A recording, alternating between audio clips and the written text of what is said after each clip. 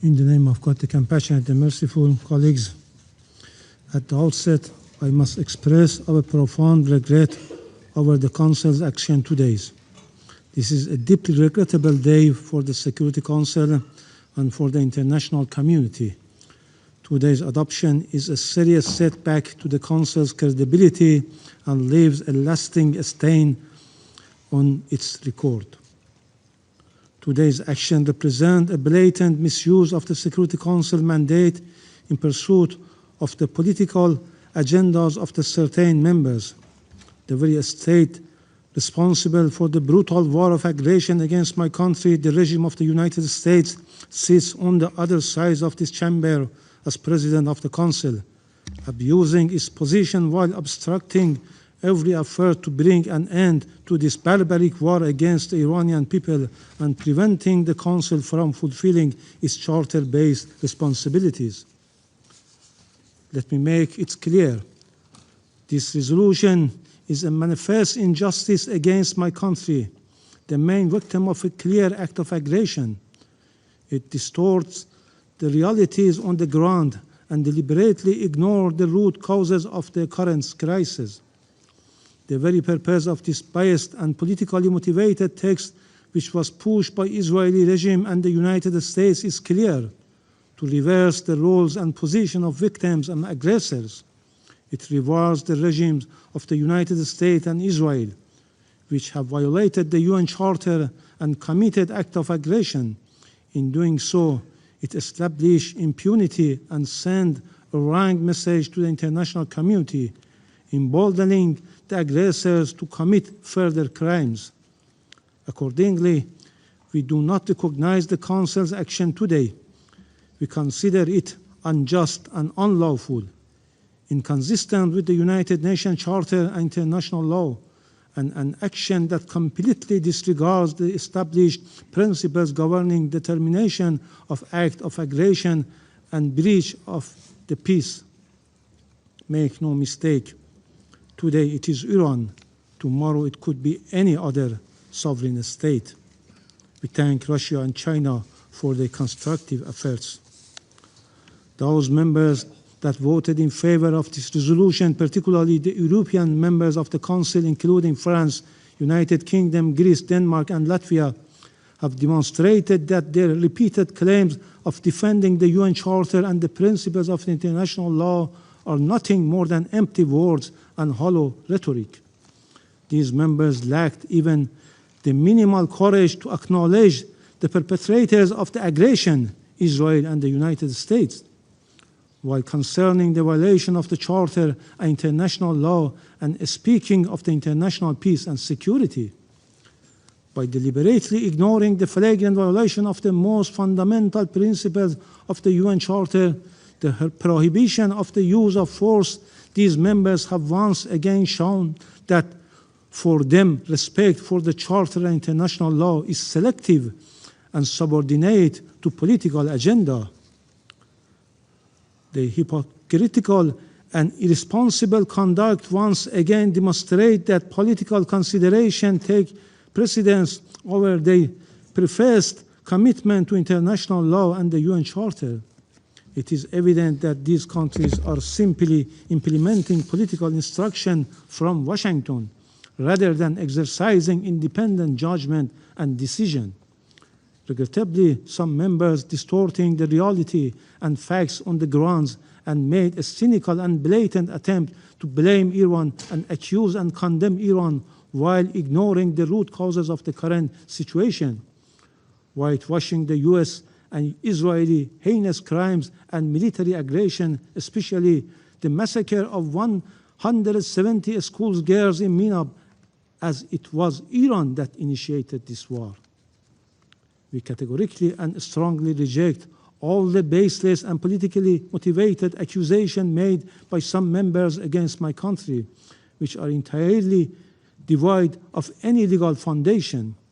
The aim of this accusation is clear: to distort the reality, deflect the attention of the international community from war crimes and crimes against humanity that have been and are being committed against the people of Iran by the Israeli regime and the United States.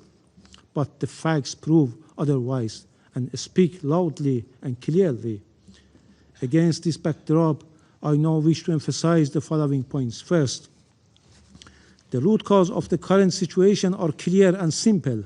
On 28 February, the United States and Israel regime launched a military attack against the Islamic Republic of Iran in flagrant violation of Article 2, Paragraph 4 of the United Nations Charter and the preventory norm prohibiting aggression.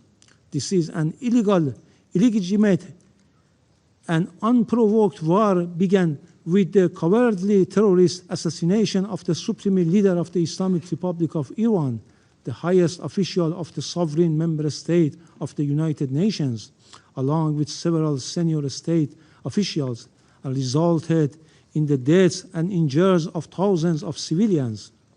This aggression was accompanied by coordinated attacks on both military and civilian infrastructure, including schools, hospitals, residential buildings, sports facilities, public service centers, and relief facilities across the country.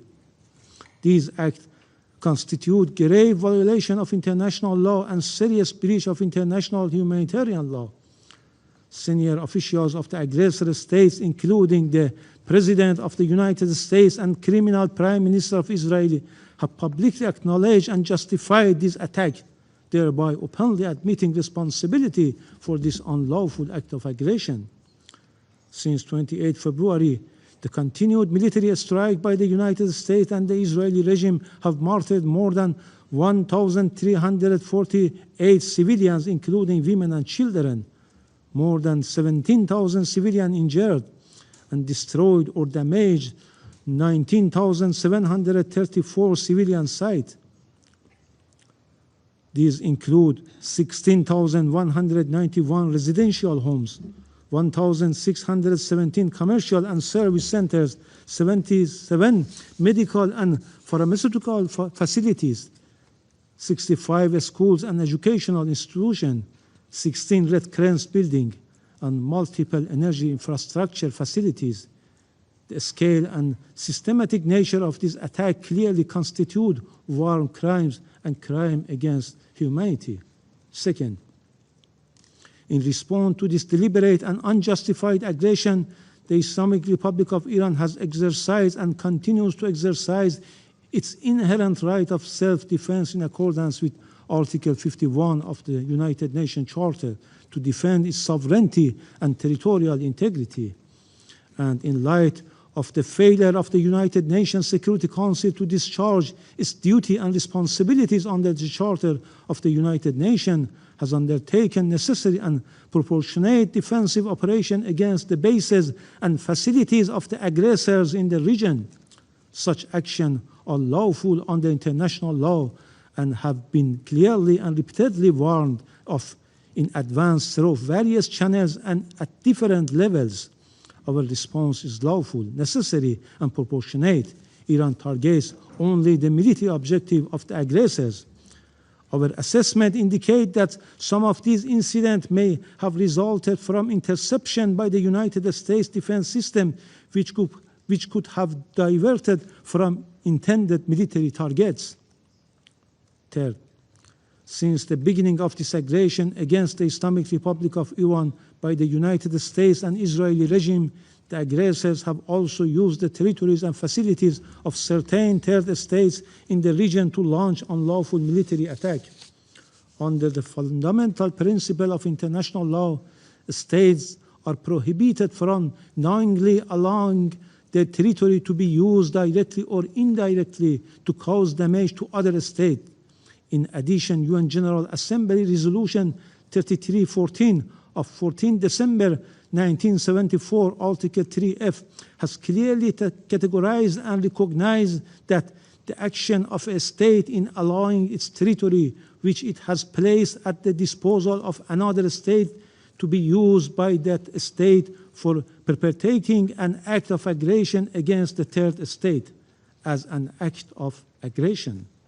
Furthermore, as a principle of international law emanating from the jus cogens character of the prohibition of aggression, states must undertake all necessary measures to prevent foreign armed forces based in their territory from committing acts of aggression against other states and must not facilitate or support such acts. It is evident that in the event of the breach of this fundamental obligation, a state whose territory has been used to carry out acts of aggression against a third state bears international legal responsibility, including responsibility for reparation of direct and indirect damage resulting from such attack. Similarly, the measures claimed to have been taken by the United Kingdom and certain other states outside the region under pretext of a so-called right of individual or collective self-defense are devoid of any legal basis and are wholly unjustifiable under international law. Such action may themselves constitute acts of aggression. Moreover, these states have deliberately refrained from identifying the original aggressors, namely the United States and Israeli regime, and have in effect attempted to reverse the roles of victims and aggressor. Fourth, the aggressors, in particular the United States, are under an obligation to make full reparation for the injury caused by the ongoing violation against Iran and its citizens, including any damage incurred. Furthermore, the individual criminal responsibility of the President of the United States and any other U.S. official and individuals involved in grave breach of international humanitarian law, including for directing deliberate attack against civilians and launching willful attacks against civilian objects, is beyond doubt. Fifth, the Islamic Republic of Iran remains committed to maintaining friendly relations with the countries in the Persian Gulf region based on mutual respect, the principle of good neighborliness, and respect for each other's sovereignty and territorial integrity. Iran re-emphasized that its defense operation targeting United States military bases and facilities in the region are in no way against the sovereignty and territorial integrity of the regional countries. Also, the Israeli regime has succeeded in dragging the United States into a regional conflict. Iran's relations with neighbors are rooted in long-standing historical, cultural, and geographical ties. Once the current tension diminish, Iran and its neighbors countries will inevitably return to their traditional relation of cooperation, mutual respect, and good neighborliness. Iran, as a co-founder of the UN and responsible member, has consistently honored its obligation, respected international law and freedom of navigation in the Strait of Hormuz, and the claim that Iran has closed the strait is simply untrue. Meanwhile, Iran will never abandon its right under international law to protect its sovereignty, territorial integrity, national and vital interests as it deems necessary. Sixth, the Council must confront the real source of the threat to the regional and international peace and security and act without delay to stop this bloody war against the Iranian people.